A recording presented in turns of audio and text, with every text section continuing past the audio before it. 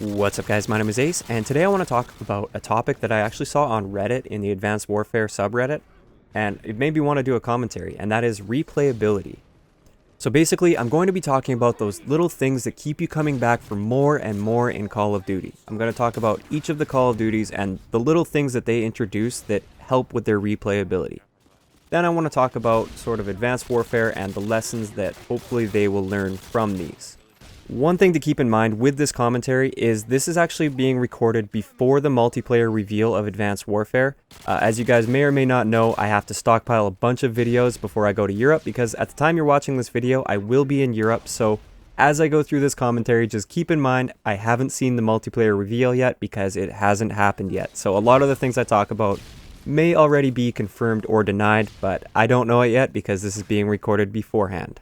So without any further ado, let's get into it.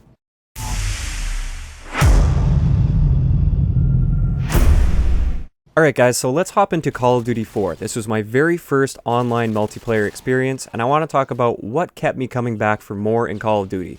In Call of Duty 4, that is. Call of Duty 4 I actually played for 2 full years because I actually skipped over World at War. I played one game of World at War, ran into a person that was under the map, and thought, screw it, I'll just go back to Call of Duty 4 because I'm perfectly content with Call of Duty 4. And I never really played World at War again.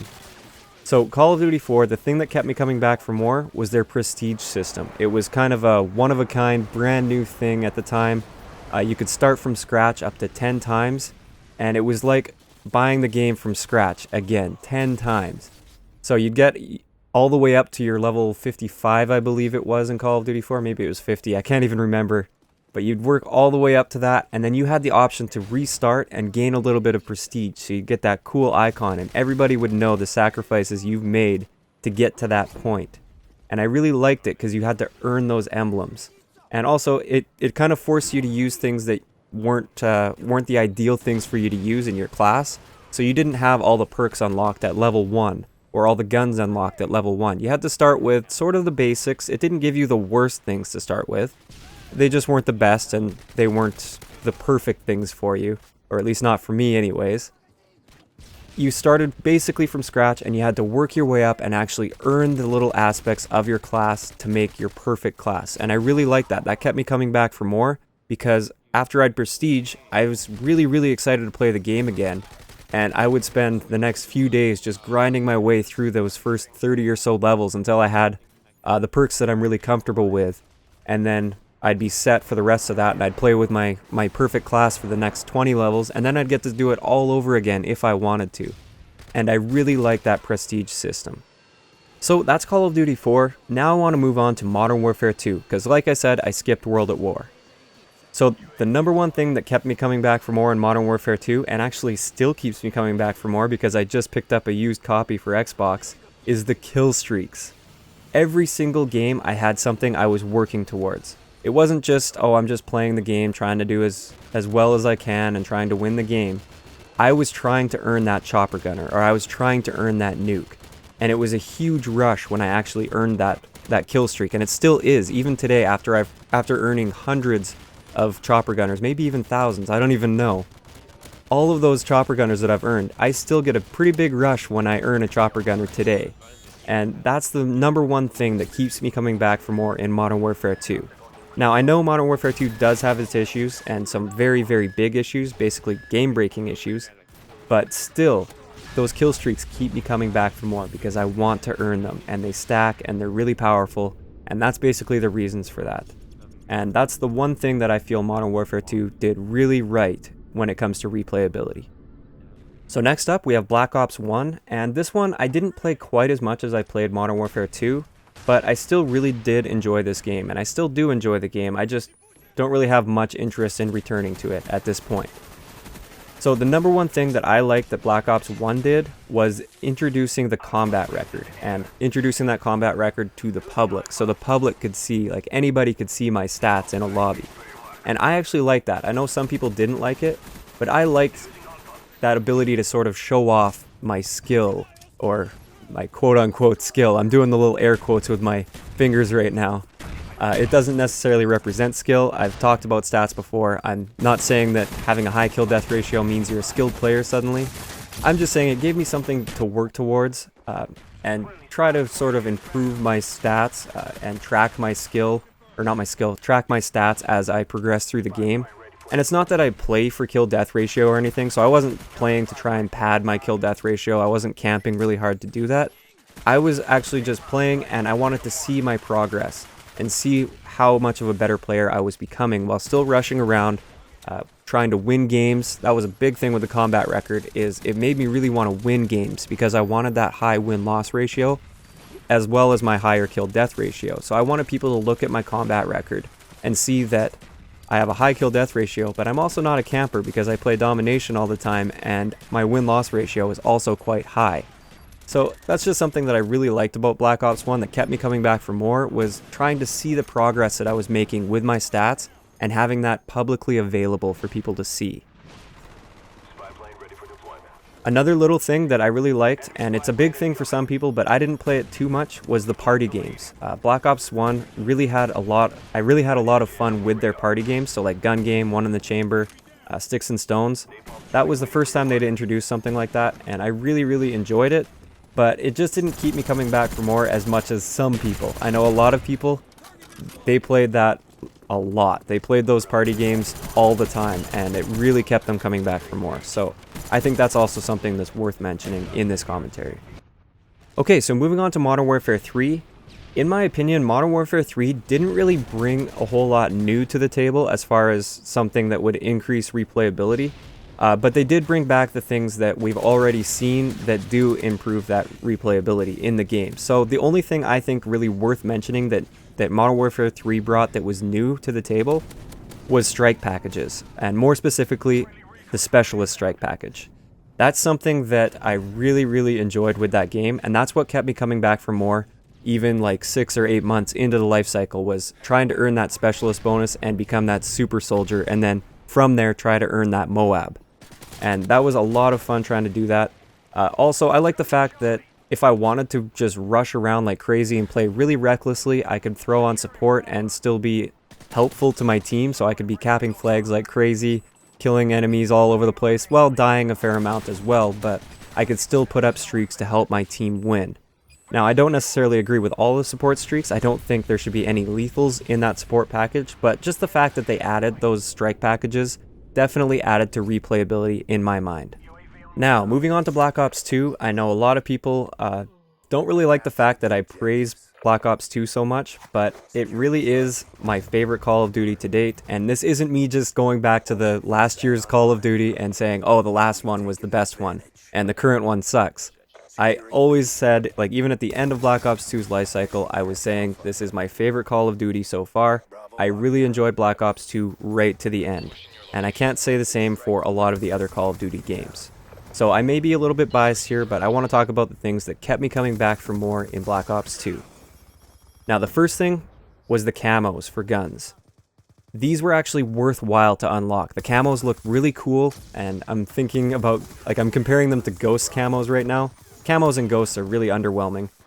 But in Black Ops 2, the camos were really cool, especially the gold camo and the diamond camo.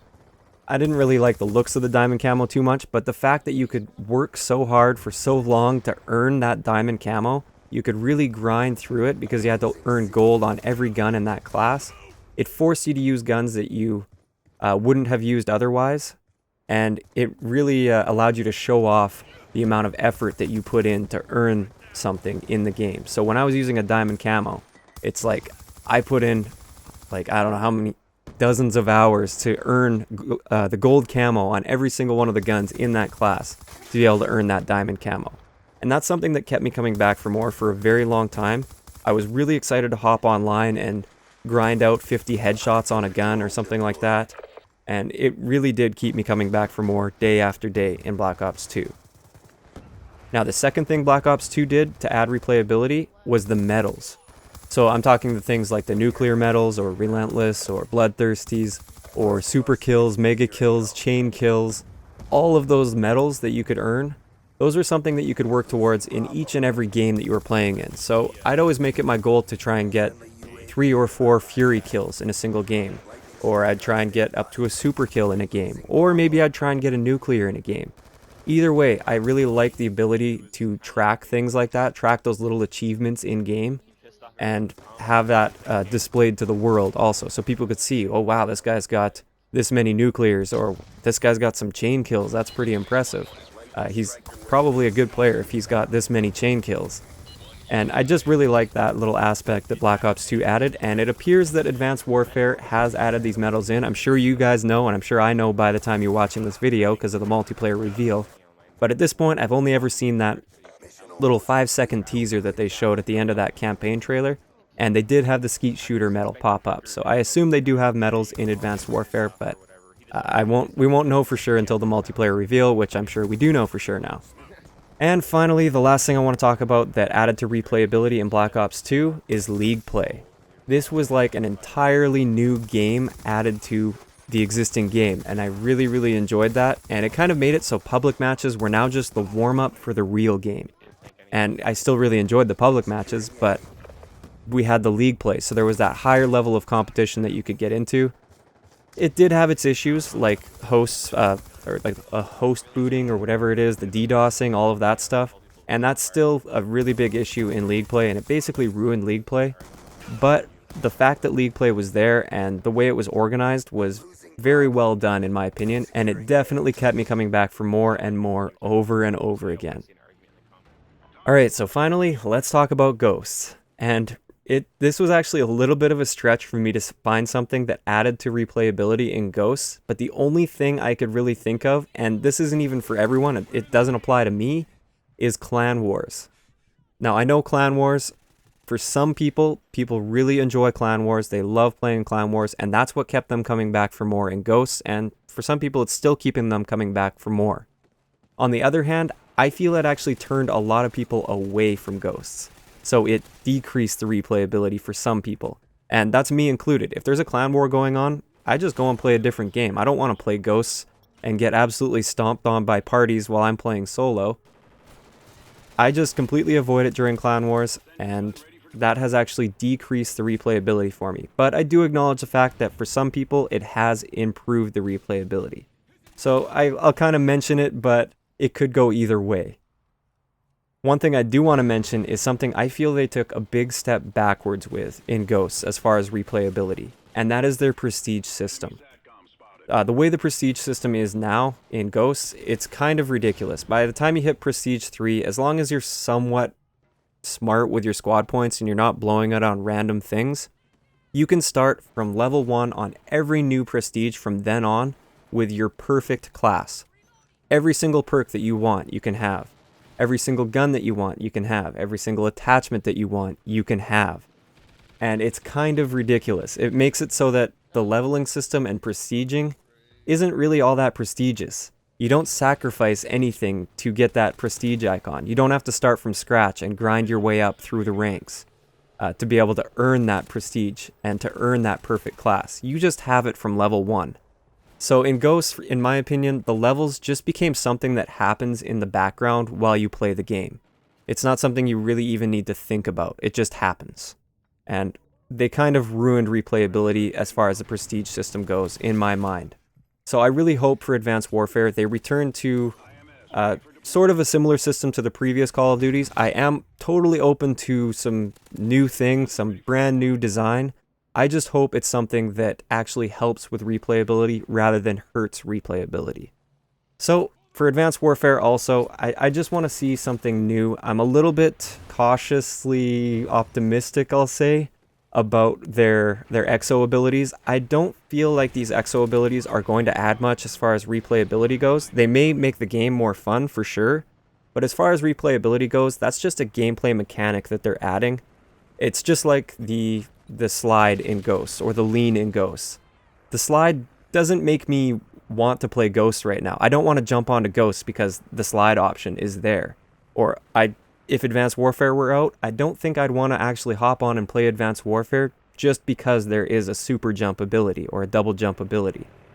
It's not something that I feel is going to add to replayability. It may add to the gameplay fun factor, like I said, but I don't think it's going to be something that affects this area that we're talking about in today's commentary. So I'm hoping they come up with some sort of a new system, something new that they bring to the table that improves that replayability and keeps us coming back for more, even 6 or 8 months, 10 months down the road before Black Ops 3 or whatever game Treyarch comes out with. I really hope they have something that keeps us coming back for more. So I want to hear from you guys. What is one thing that you can think of that Advanced Warfare could implement that would help with replayability and keep us coming back for more way down the road when the average Call of Duty game starts to get stale? What is one thing that you'd like to see them bring in? It can be something completely unique, or it could be an improvement from a previous game. I'd like to hear what you guys think could be done to improve it. And I do realize that at this point, the game is pretty much finished, and it's going to be too late, but it's just a fun topic that I like to talk about. It's something I like to think about because I am really passionate about Call of Duty. So let me know in the comments that one thing that you think they could add to improve the replayability of their game. So that's going to wrap it up for today's commentary. If you enjoyed the video, a like rating is always appreciated, and don't forget to subscribe for more if you haven't already. I'll talk to you guys next time.